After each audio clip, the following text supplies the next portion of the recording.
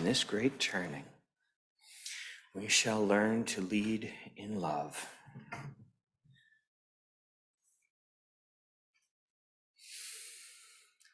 At our Soul Matters gathering this month, our theme was courage.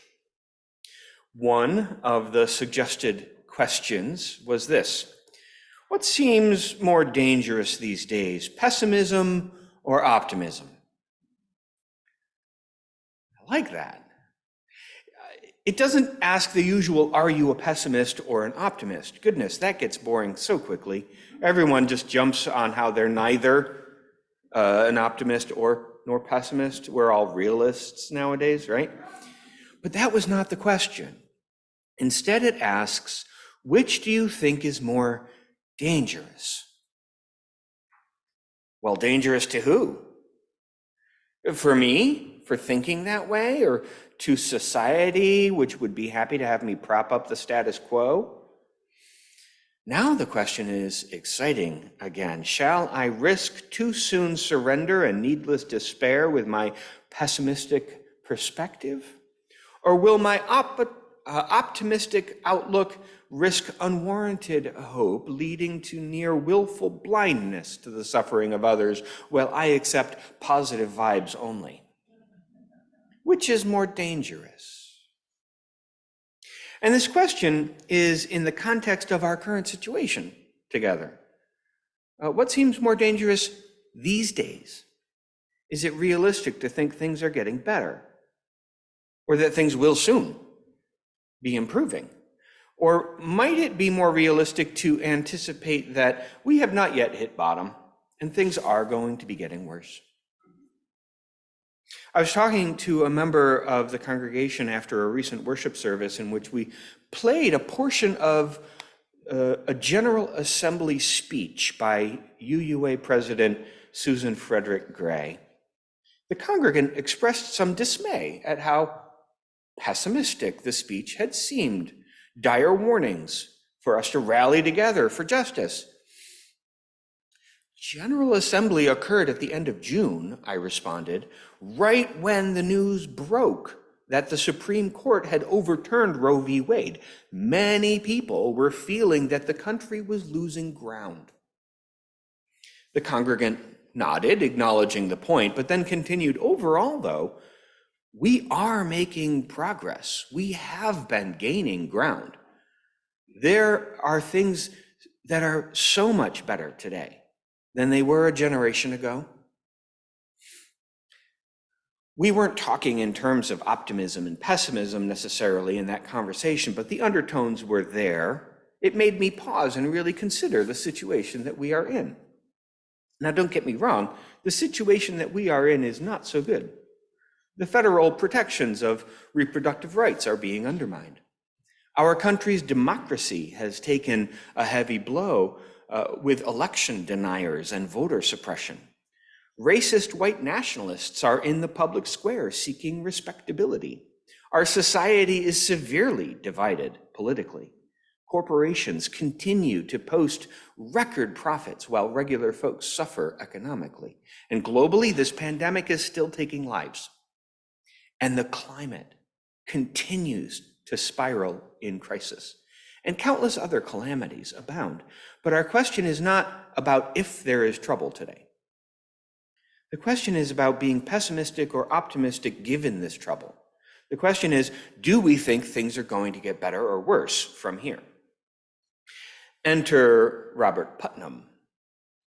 Our reading this morning was from a new book by this political scientist, The Upswing.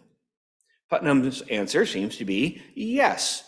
Things are going to get better if we want them to. The subtitle of the book is How America Came Together a Century Ago and How We Can Do It Again. Now, Putnam is a researcher. He didn't look at things as if they were better or worse. That's too soft and subjective.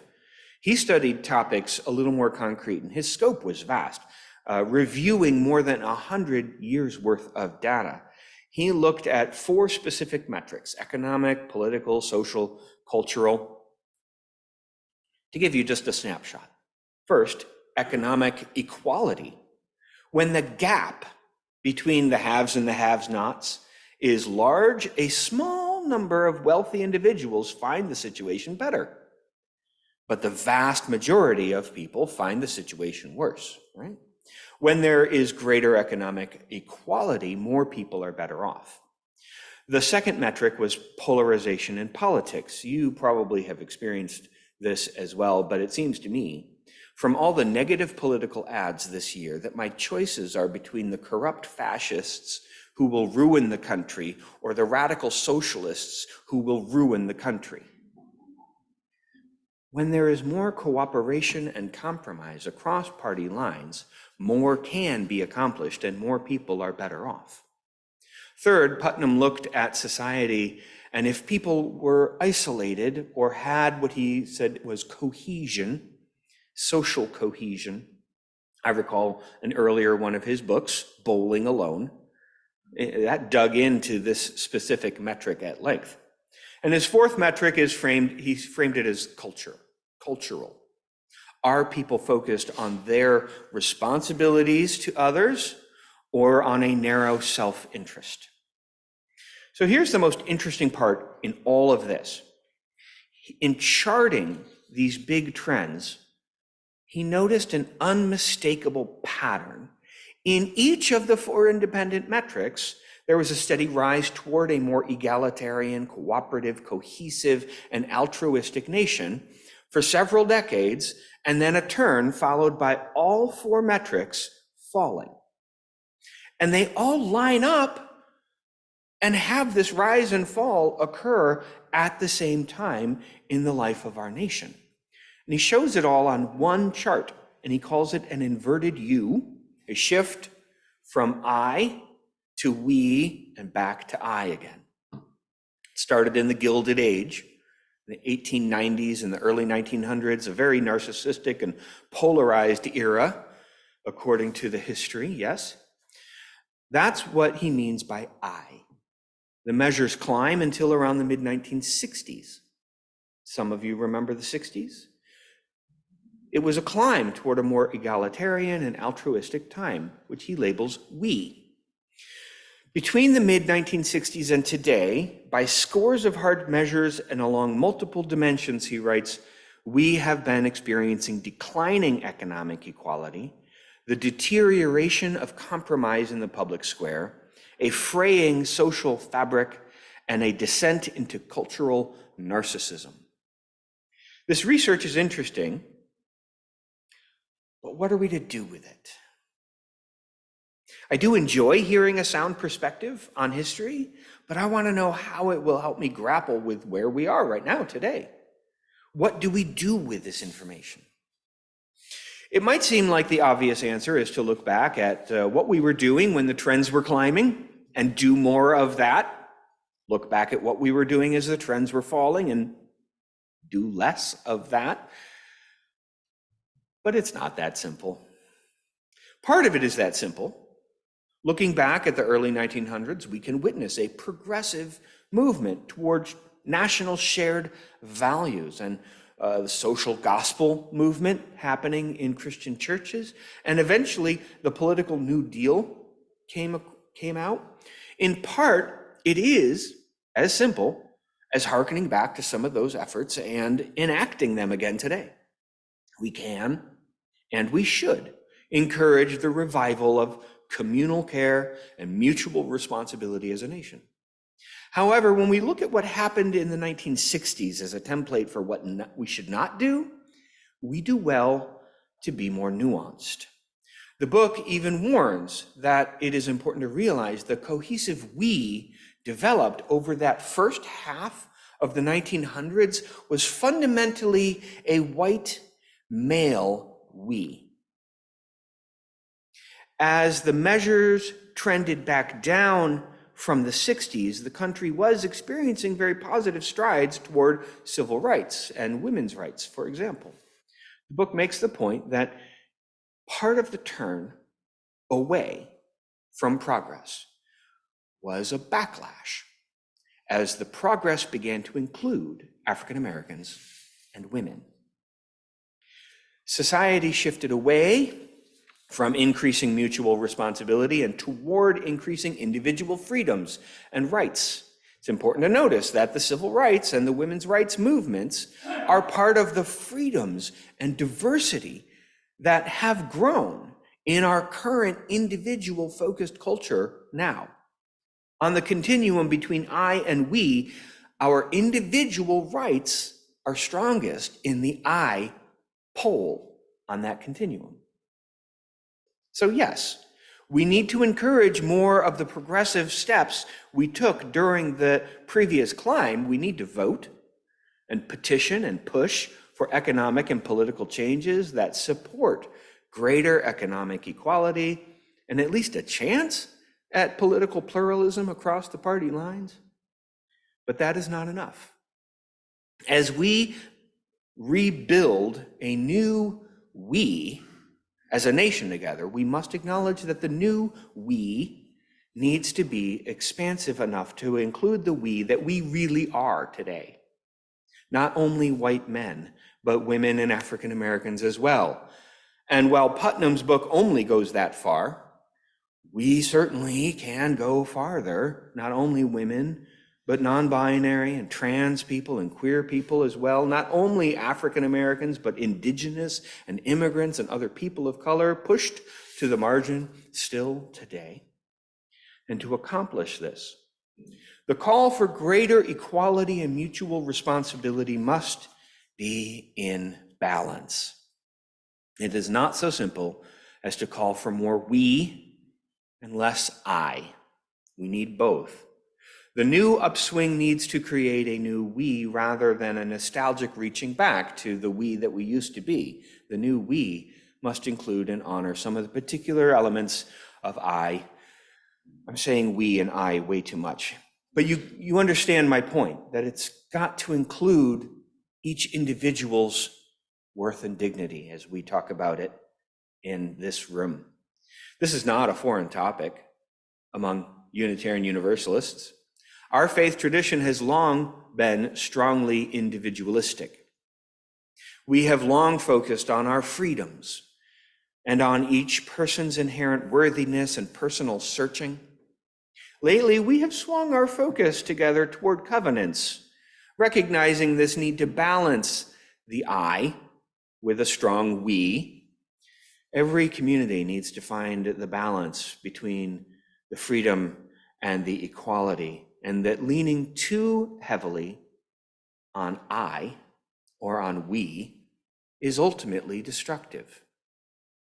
Our faith traditions, other faith traditions and other nations need to grapple with having too much communitarian focus. Our faith tradition and our nation needs to grapple with the opposite at this time in our history. And in the end, the point is not to swing the pendulum to the other side. The point is to allow the balance to emerge, to work for and clear space for the balance to emerge, to allow rights and diversity to flourish, even as we declare shared values and we work for equality together. Shakespeare wrote in The Tempest, "What's past is prologue. What to come in yours and my discharge. This is how it all gets better." We must address the income inequality and the way we've been pushing all the wealth up toward a minuscule percentage of people. We desperately need to find a way to reach across the political divide while exercising the fascist tendencies out of our system, certainly. And this pandemic has only heightened our awareness of how isolated we all have become. If that's not the work of a religious community, what is? In the end, the question of will things improve or will things get worse is a misleading question because it implies we simply need to wait and find out, rather than acknowledging that we have a role in figuring it all out. In the end, the question, what seems more dangerous these days, pessimism or optimism, is a false question, because the most dangerous stance is an active one of people ready to work for the change that we long to see in our world. It is a dangerous stance for the old we, the dying we, as a new we emerges. The old image of who is included is dying because it's too small. Our Unitarian Universalist theology is already and has long been dangerous in this exact way, because at our heart is love and inclusion. Our theology calls us into both equality and freedom. We need to live out our faith. We need to call for that balance between the individual and the community. Called to break each other out of our isolation that is around us all the time. Called to build coalitions across our differences, even politically. Called to seek greater economic equality for all people. This is the dangerous platform I want to vote for. I want to participate in. I want to have us realize together. Shakespeare said, "What's past is prologue. What to come in yours and my discharge. What is to come is ours to build." In our choir song, we are in a time of a great turning. It is time now. It is time now that we thrive. In this great turning, we shall learn to lead in love. The great turning says the changes will not simply happen. It's not something we can sit back and receive. We have to make the changes happen. They are ours to discharge. We need to grab hold of that moral arc of the universe and help shape this new we that we are becoming, to help bend that arc toward justice, to optimistically perhaps believe that we can, that we will. In a world without end, may it be so.